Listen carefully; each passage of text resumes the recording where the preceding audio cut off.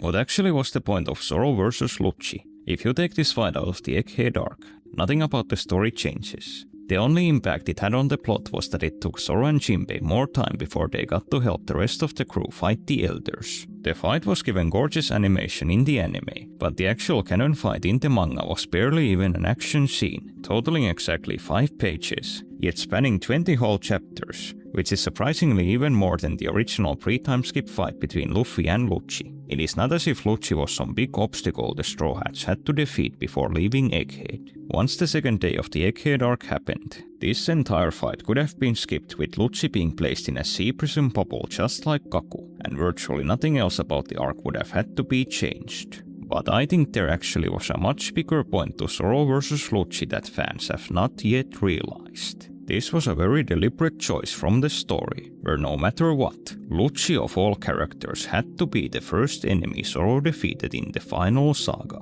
because this was all set up for an insane journey Zoro is about to take in One Piece's last few arcs. Rob Lucci is actually not alone, but several of Luffy's other former enemies have recently returned to the story. Crocodile after hundreds of chapters is back, but not in any small way either, where he is at the helm of his own Yonko crew competing with the Straw Hats over the One Piece. The same thing goes for Doflamingo, Magellan, Katakuri, Moria, and so many others, where suddenly all of Luffy's past arc villains are returning, and are set up to play a big role in the final saga. But here is the thing. Luffy himself is in the current story way too strong for any of these characters to be a threat to him. This was made clear on Egghead, where Luffy told Lucci to his face that he had completely eclipsed him in terms of power, but Luffy also backed his words up by whooping Lucci in Gear 5. What happened instead in Egghead was that Lucci had to settle for fighting Luffy's number 2, Roronoa Zoro, who was someone Lucci had already personally defeated in the pre-time skip. It however turned out that even Zoro at this point had become too powerful of an opponent for Lucci to overcome. I think what the manga is doing here is building up the Straw Hats as the single strongest pirate crew in history, and that this above anything else was the true purpose of Zoro versus Lucci, and what Zoro is being set up for in One Piece's endgame, where he is literally going to end up beating all of Luffy's past enemies during the final saga.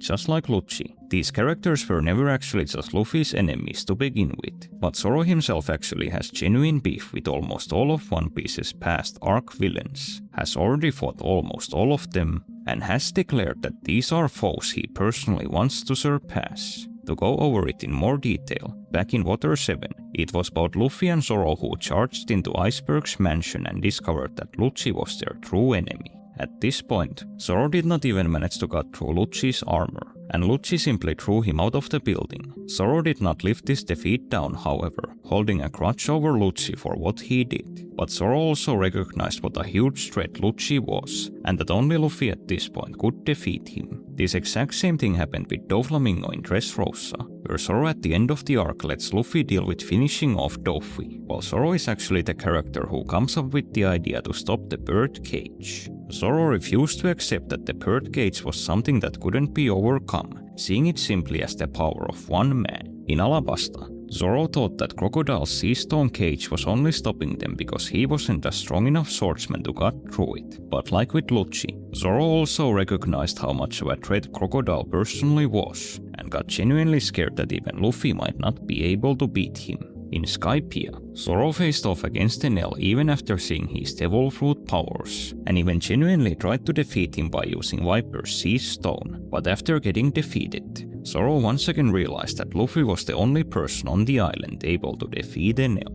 And as recently as in Wano, Zoro stated that he had come to Onigashima to personally beat Kaido, but after later failing to defeat Kaido even with his strongest technique, Zoro yet again became convinced that for now, Luffy was the man who would beat Kaido.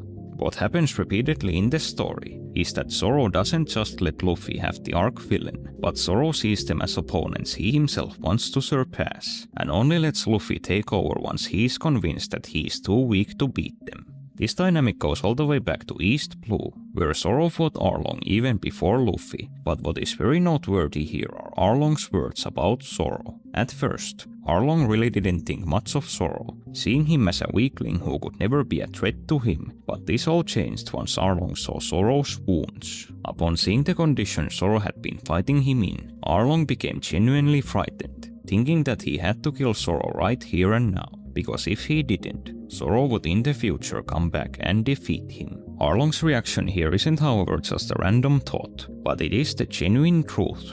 Even though he wasn't strong enough to beat them at the time, Zoro has over the course of the series become stronger than most of the arc villains the Straw Hats have faced. If you take the Zoro of today, he would not only unquestionably beat Arlong, but also Crocodile, Enel, Doflamingo, and almost every other major enemy Luffy had to beat over the course of the series. But the crazy part is that all the pieces are there for this to literally happen in the final saga. I already mentioned this in the intro, but most of the past arc villains are not just set up to play a role in the endgame, but are even being set up to clash with the Straw Hats. In other words, what we saw on Egghead may just be a prelude, and before the story is done, Zoro may get his chance for payback against all these former arc villains who defeated him in the past. I understand if you still think this is something too crazy to actually happen, but it honestly isn't, as the dynamic the story has very much been obsessed with building up in the final saga is that Zoro is one of the wings of the Pirate King. Among all the pirate crews in One Piece, Luffy and Roger are the only captains whose two top guys are set up as legends in their own right. While other pirates who aren't captains like King, Marco and Katakuri are very strong and infamous, they do not even compare to how the world views Rayleigh and Gaban. Roger's two wings are treated like unicorns, where they're seen as living legends on the level of the emperors, and even as old men. Even some of the strongest characters in the story are terrified of facing them in combat.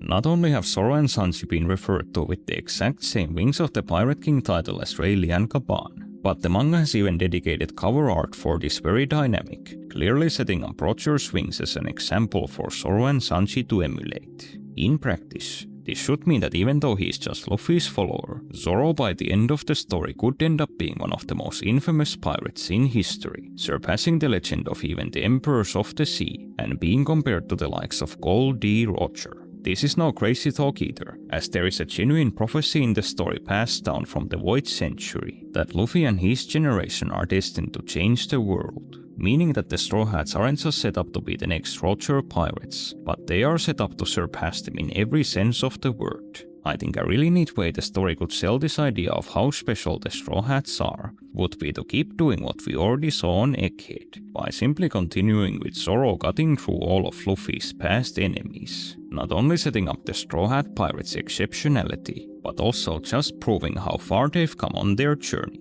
I like to think that this idea is also just plain fun, as it would allow us to see how Zoro would deal with opponents we already saw Luffy fight. Just to outline a few of the possibilities, we could see if Zoro could actually cut through the Bird Cage, how he would deal with Katakuri's future sight, or even something silly, like how Zoro would react to Kaido suddenly guzzling booze in the middle of a fight. I do however have a twist for this video, and it is Sanji. Just like Zoro, Sanji is also one of Luffy's wings. But more importantly, Sanji himself has also fought and been humiliated by most of One Piece's past arc villains. An alternative take on this video's idea is that Sanji and Zoro could actually split some of these past opponents during the final saga. Admittedly, many of them could honestly be more interesting matchups for Sanji than they would be for Zoro. If for example Katakuri were to return to the story, Sanji could be a far better opponent for him than Zoro, as the two already had a face-off during Big Mom's tea party, and unlike Zoro, Sanji just like Katakuri is already an adept observation haki user. Ever since he returned to the story, one popular theory I keep hearing is that Sanji will be the one who will face off against Crocodile, and this could actually be really cool, as Sanji genuinely made Crocodile his fool back during Alabasta, and I'm pretty sure that Sanji has not forgotten what Crocodile did to Vivi or Robin. Essentially, the idea of this video really works almost equally as well for Sanji as it does for Zoro, and it could even be more interesting if both of them got their shot at payback rather than it just being Zoro. Now, beyond all the rhetoric I may have used in this video, I'd like to bring the temperature down a bit, and actually go over whether this idea could realistically happen. Zoro and or Sanji beating all of One Piece's past arc villains in the final saga is something that can happen on paper, and we already saw this happen on Egghead, but it may still not be the direction the story is going. Even though I began this video by pointing out how strange the fight between Zoro and Lucci was, there are more realistic reasons for why the fight happened than the story setting up this mega gauntlet for Zoro. Most of you probably recall that Egghead was one of the most fast-paced One Piece arcs of all time, with high-octane stuff happening on an almost weekly basis. Because of this pace, it was also pretty clear that a lot of the material in the arc was cut short, just to move the story along faster. For example, Robin's entire mini escapade in the arc was skipped entirely, where we simply discovered that Robin was severely wounded in between chapters with little to no explanation. Here is the interesting part though. What happened to Robin was actually explained, but only in the anime, which actually showed the missing details of how Robin had gotten injured while rescuing Stella. But even more interestingly, the anime adding details we missed in the manga was also what happened with Zoro versus Lucci. The fight in the anime is a completely different animal than what we got in the canon story, where in the anime, it is a genuine competitive fight that works as an action scene and highlights what skilled fighters both Zoro and Lucci are, making it a very valid part of the Egghead arc. So, honestly, I think this is the most logical explanation. The manga likely never got to do what it had planned with Zoro versus Lucci, because the Egghead arc just had to keep moving, and the full vision of the fight was seemingly only realized by the anime. This is hardly anything new or groundbreaking, and the anime has been very consistently doing this at least since it started adapting the Wano arc.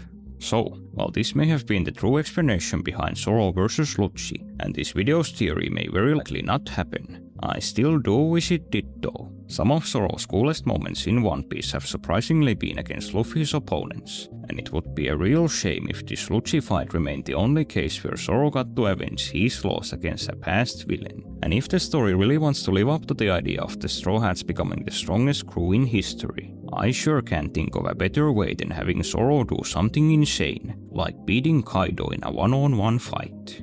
Speaking of which though, Zoro could in Elbaf get a surprise reunion with Kaido, in a manner of speaking. If you're interested, you should click here to watch a video where I go over why Roronoa Zoro in the current arc, as nuts as it may sound, may have one of his swords eat and absorb the power of Kaido's Dragon Devil Fruit. Big thanks to all of the channel members for letting me plunder their wallets, but also thanks to everyone who chose to stick around and watch this video to the end.